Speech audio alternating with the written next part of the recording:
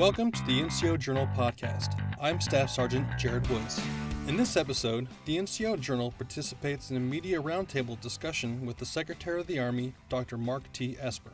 Some of the topics discussed with journalists from the Army, Military Officer, and National Guard magazines included talent management, Army family initiatives, and soldier lethality. Check it out. Thanks for coming by today. It's good to catch up with you all. We could talk, I know you want to talk a number of issues, so do I.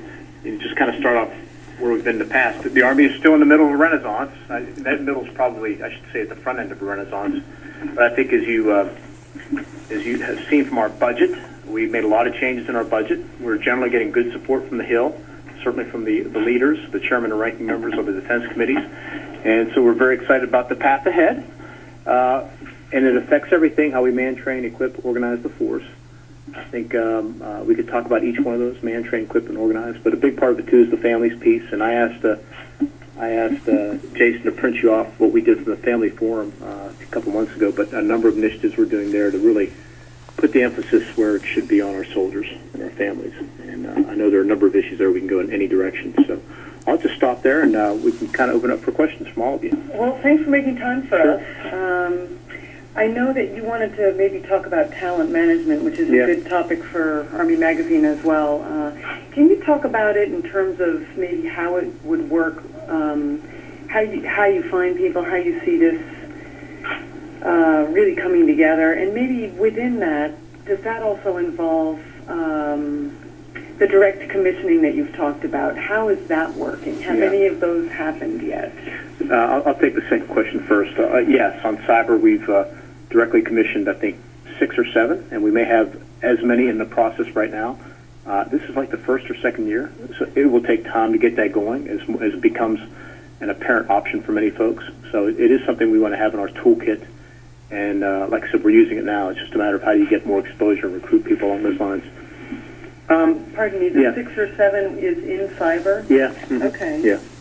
All right, and where are those people? We can talk about that later. You can get you details on where they are. They're probably at Fort Gordon if they're already come in, going through training and things like that. So if not out in the field by this point in time. Right. The bigger picture is a talent management. It's actually twofold. One is right now we have a command and control personnel system, if you will. This would be a market-based personnel system, much like you all. You came from the Fayetteville Observer. I'm sure nobody told you to go from the Fayetteville Observer to what you're doing now. You probably said, wow, I've been doing this enough time. I feel like I've mastered it. I want to try something different. And so you went and you found a job somewhere. It was advertised or a friend told you, whatever the case may be. That will be in many ways how the new model for the Army will happen as well. We have a lot of officers on the system today. It's AIM 2.0. I'm getting briefed an update this afternoon.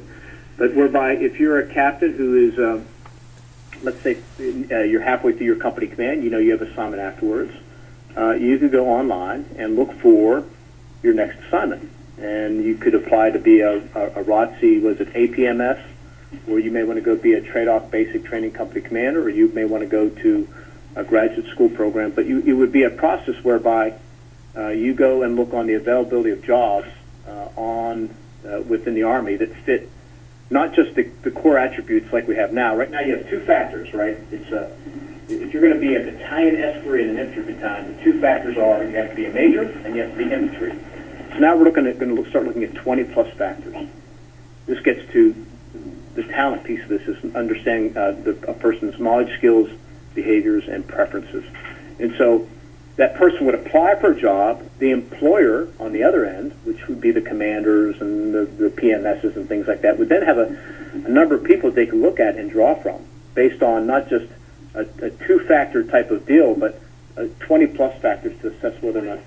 So how does the employer end up with what he or she needs if captains can choose where they want to go, and it might not be where the Army needs them? How does the Army facilitate? Well, again, I think the studies done by what's called OEMA at West Point, the Office of Economic Manpower, whatever, we can get the exact OEMA, but they've studied this in great detail. Their belief is 80% of the market will clear itself. In other words, and you will do it optimally, you'll optimize. And then it's the remaining 20%, which will likely be now the charge of HRC. as compared to the current model, where most people are command directed. And there are those lucky few who, who can work the system, who have patrons, if you will. They can get really good jobs, and then there are the others who don't, who are on the other end. But what we want to do is build a marketplace into it. So a commander doesn't get somebody assigned. He or she has much more voice in the system and can then look at a set of files that come into him or her, kind of decide, I want to talk to those 3 or 4, meet with them, talk to them on the phone, and really make sure we have a good fit. And sorry, real quick, does the commander also now, or the employer also now have a wider picture of who that officer or soldier is? Oh, absolutely. What the talent Yeah, sure, are? absolutely. So it could be. They've got 20 factors, so the employer also has more to look at. Sure. Okay. Sure. It could be that.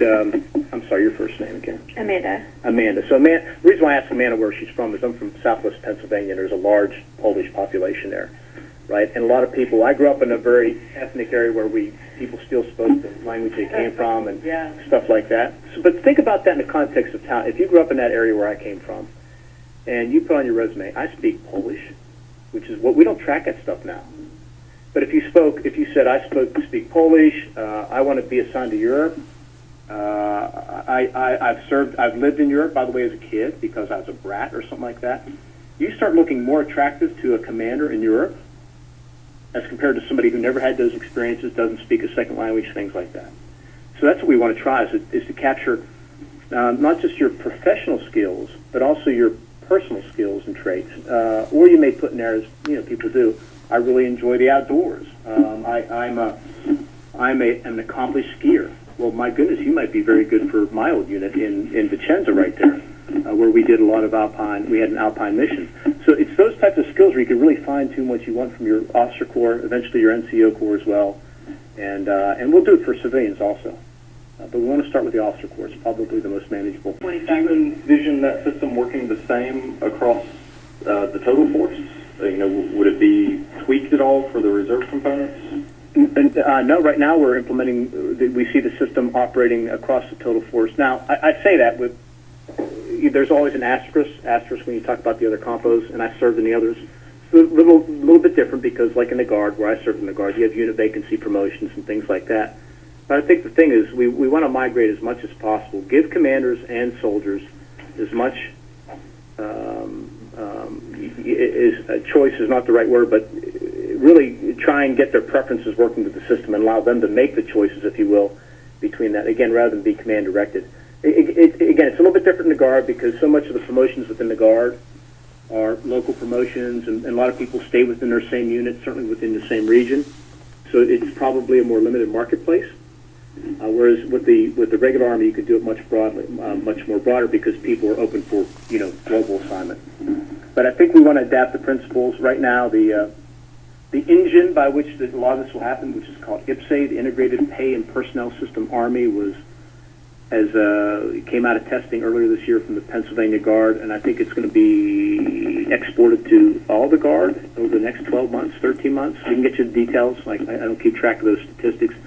But we want that system to be the backbone for everything. And again, that would be the ideal. Like I said, my experience, I served in both the D.C. and Virginia Guard. If there was a job I really wanted, if it was in Oregon, I wasn't going to move to Oregon. So you're pretty much, unless you're willing to make moves like that or travel great distances, there's a limitation in terms of what that marketplace looks like.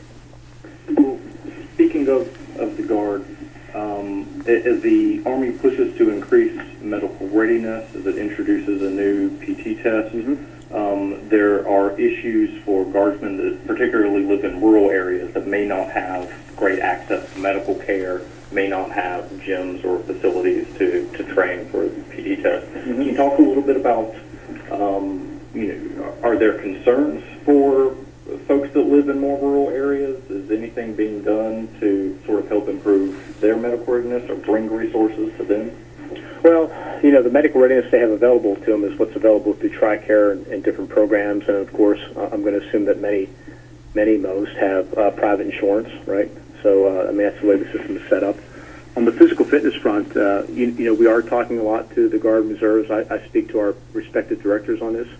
TRADOC has gone through great effort to make sure that, as they've outlined how to prepare for the ACFT, that there are any number of exercises.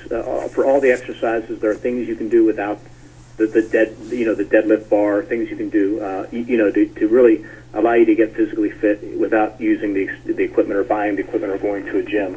And so we're looking at all those options to make sure that we, it's fair to everybody. Yeah, I wanted to go back to the talent management. Sure. So you'd mentioned the language skills as one of the things that you're doing. Are there other initiatives that you're doing, especially for officers? Oh my goodness, yeah. There's a ton of things we're going to do on. I don't want to focus on talent management because talent management is a piece of reforming the personnel system. Mm-hmm. I think talent management we can describe it as the engine, or we can describe it as the backbone, or whatever. But it's the market, it's talent management, it's a few other things. So for example, how do we? Here's another example. How do we give officers an opportunity to take a break in service for a year or two? We have that now, but how do we make sure we expand it? It's well communicated. So if you're a captain, a female captain, you want to start a family, but you feel it may be too difficult while you're on active duty. Maybe we give you the option to go in the reserve for a year or two or three, or maybe leave the service for a year or two or three, and then come back in, provided you haven't conducted any crimes, you're still physically fit, you're still medically ready, and without penalty. We have to restart your time clock, if you will, but give folks like that to take a career intermission and or move in between the components seamlessly, so that it's not hard. Back to my story, for me, even moving between two separate guard units, two separate states, was a paperwork drill. It shouldn't be that hard. Or if you're going eventually I went from the Guard to the Reserve, that was a paperwork drill. We should be able to do that seamlessly.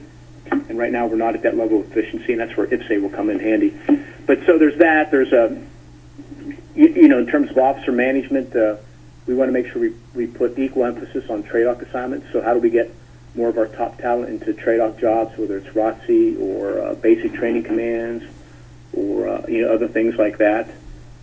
Anyways, there are a slew of initiatives that are related to this whole thing of personnel overhaul that really promise to deliver a better product at the end of the day. And I'm paying a lot of attention also to the commissioning sources and how we make sure that we're bringing in the right young men and women. Are we training and educating them properly? And then are we commissioning and graduating them in the best ways possible? And that's a big subset of personnel management. Have you gotten feedback from officers, like what they are most interested in, like the career intermission? Is that something that is really desirable? Yeah, we hear that from some. We offer that now. It's not wildly. We probably could do a better job advertising it. Some people have taken advantage of it, but I think what you hear most, at least as I go around, and you'd have to talk to the talent management task force because they're doing a lot of work on this. What I hear most of all is more transparency with regard to assignments. I think more stability for the families in terms of assignments. So, for example, I'm fine with an officer staying at one location for more than 3 years, as long as they're performing their duties and they're continue to grow and the unit wants them. I don't see any problem with somebody staying at Fort Bragg for 4, 5, 6, 7, 8 years, or Fort Campbell, whatever the case may be. If that helps, particularly if it helps unit cohesion and performance and family stability. If the spouse has a job or the kids are in a good school. So there are changes like that are outside the system, outside of kind of constructing a talent management system that also impact the personnel system, if you will, right? Because now you'd have people homesteading in some ways. I was going to ask you about that. Yeah. So homesteading may be the wrong word because it conveys maybe you'd stay at one place for your entire career. And for some MOSs, I can think of some right now where that happens because only certain types of units are there. Mm-hmm. But I'm talking about fewer PCS moves, right? Now, we have people now moving 8, 9, 10, 12, 13 plus times. That's too many times. I mean, in my short 10 years of active duty service, I must have moved 5 or 6. That's tough. And I think people want more stability, particularly as you get older in the Army, right? Older is not the right word. As you spend more time in the Army and as your kids grow up in the Army and things like that, you want more stability, particularly as they enter high school years. And for many folks, that's when it actually the pace picks up. So, and we're going to let's go out to the NCO Journal, starting with. Yes, good morning, Mr. Secretary. How are you this morning? I'm doing well, thank you. Fantastic. With respect again to talent management, you mentioned that the Army is moving to where talent can be managed to echelon. at the unit level. So what advice would you give to NCOs or other leaders to help mitigate that human factor of favoritism or bias when trying to fill a particular position? Favoritism or bias? Well, I think there's still going to be a competition, if you will, of resumes. If you know what I'm saying, if an employer, if the brigade sergeant major gets in a list of folks that he or she wants, or for a position, I think there's still going to be the opportunity to compare resumes and see who's best, and there are different ways to do that. I think when you use the words favoritism or bias, it puts a negative tinge on it. I don't believe most people operate that way. I think most people are looking for the best person. But I also, on the other hand, I don't think it's wrong either that if you served with somebody in the past and you trust them and you know they're a performer, to pick them again. That's what happens in the civilian circle, commercial sector, private sector. You build trust and rapport with individuals that you're comfortable with, and that's not abnormal. But we do have to make sure that there are safeguards built into the system. But again, I think the most important thing is for folks to have very competitive records. Make sure they understand what the employer is looking for, and that's one of the things we need to work on the other end for the units is what are you actually looking for, and then I think the NCO, everybody has to be cognizant of all that, and then be clear with regard to what your preferences are in terms of your assignment. Do you see a plan in place, or is there one, or a method to educate leaders about talent management and its importance or impact regarding aspects such as future assignments and retention of quality soldiers? So we will need to develop a communications plan as we roll out aspects of this, that's for sure. A very heavy internal communications plan to make sure everyone understands. I know the Sergeant Major is deeply engaged in this as we do some other things. So, what came out recently is the move to an OML-based system for NCO promotions, and that will happen over a period of time. But yeah, we do. We need to make sure folks understand the system we're moving to and why it is and how they can operate well within it. I think, again, one of the things that folks are looking for is transparency in the system and making sure they understand what they're eligible to compete for. Yeah, I think the view is nobody said they disagree with this view, but the view is if we start taking into account more of people's preferences, you'll probably have your retention will probably be better off. I mean, we've all heard stories, either my time in the service I've heard it, or even now in this job where people were told to go to assignment, they did not want to do it, and it ended up being their last assignment because it was just not a good fit for them. They were unhappy with the process, whatever the case may be. But I think whenever you allow people more voice into the system, I think that's a good thing, and we believe that will actually help retention, and in many ways help recruiting too. One last question on the talent management from me is the timing of it. I would imagine this is something that is beginning under your watch. I would imagine it would have to evolve over time to really kind of be honed and refined. Is it so that to be clear, it's happening now with officers? You're starting with the officer corps. Yeah, if you think about in terms of time, last year I spent a lot of my effort on AFC, Army Futures Command. Yeah. And we were laying the foundation. I reestablished the Talent Management Task Force. We brought in a lot of people to stand that up. So this year I've been focusing, now that AFC is underway and doing well, I'm focusing more of my effort on talent management. It will take a number of years. Mm-hmm. We have, last year we actually have, we started last year with the officers and NCOs. I think the officer piece is much, much further along. Mm-hmm. And by the end of this year, I think we'll have everybody on the system. And then it's a matter of we got to make some other changes. It will take time. I want to be clear. I mean, that's one of the things I'm pleased about with General McConville being nominated as next Chief of Staff. He has a lot of experience in this. He was a former G1. He's a big believer in talent management and everything we are doing. So, he and I will have, enough time together to keep this moving along. So it will take time, but it won't end with me. It will be for my successor and my successor's successor to keep moving along. But I think in the end of the day, for an all-volunteer force in this day and age, it's the right way to go, and we need to go there. Okay, on modernization, and I would imagine this would fall under maybe soldier lethality, CFT. What is the next piece of gear that soldiers are going to get in their hands? What's coming along? Well, the enhanced night vision goggles, binocular, will come out this fall. This fall. Yeah, so that'll be a big one. This summer we'll be testing the first next generation squad weapon, automatic weapon. That'll be tested this year. And then I think between that weapon and then the rifle that is part and part that is right behind that, you'll start seeing prototypes, I think, in the next 18 months, something like that. Okay. And so, but at the same time, we're continuing to improve helmets, lighter and stronger. I was up at Natick a couple months ago and saw that. We're continuing to improve body armor, particularly for our women, making sure we have the right sizes and enough of them. So that's happening. What else came to mind? We talked body armor, night vision, weapons. There's all types of little. Then you start getting the smaller stuff. Coming up in the next couple of years, would you say, or yeah, I think prototypes? So. Well, certainly, like I said, the goggles, the IVAS, which is the successor to the ENVGs. We're going to be testing them here very soon. So I think the breakout period will probably be in the we get the dates, the 22, 23 period, where we'll really start getting it out to the field and to those folks who need it most, the infantry, the scouts, and things like that, along with improvements in the body armor.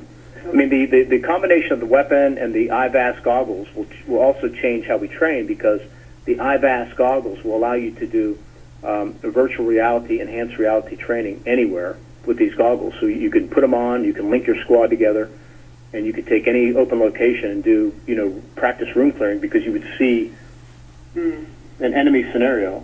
Whether it's a village or a town or a city, whatever, against any threat, and you can put different. Common picture for everybody. It'd be a common picture for everyone. You would have adversaries, enemies in there, and you can repeat the battle drill over and over again.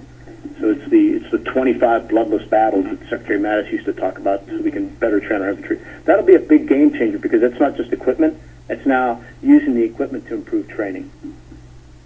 Okay, and we've only got 8 minutes left, so I want to keep moving so we get everybody in. I'll answer more quickly. Over to Drew. Thank you. You mentioned that that equipment is going to go out to scouts and infantry folks first.